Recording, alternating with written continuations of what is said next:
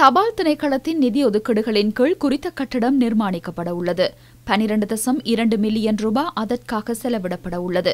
காலி மாவட்டத்தில் 40 தபால் நிலையங்களும் 215 உப தபால் நிலையங்களும் காணப்படுகின்றன. பலப்பிட்டிய தபால் நிலையம் முதல் தர தபால் நிலையமாக காணப்படும் நிலையில் அதனூடாக 5520 குடும்பங்கள் நேரடியாக சேவைகளை பெற்றுக் கொள்கின்றன. 48 அரச நிறுவனங்களும் ஹோட்டல் மற்றும் தொழில்துறை நிறுவனங்களும் இதனூடாக சேவைகளை பெற்றுக் கொள்கின்றன.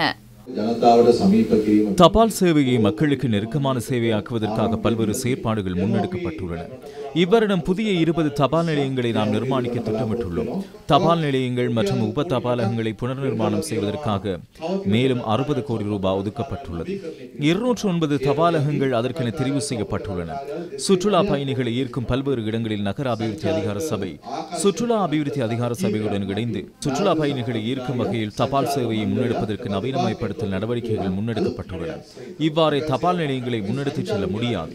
அதற்கு புதிய தொழில்நுட்பங்கள் தேவை. 18 கோடி ரூபாய் செலவில் உப தபால் நிலையங்களுக்கு டெப்களை வழங்க நடவடிக்கை எடுக்கப்பட்டுள்ளது.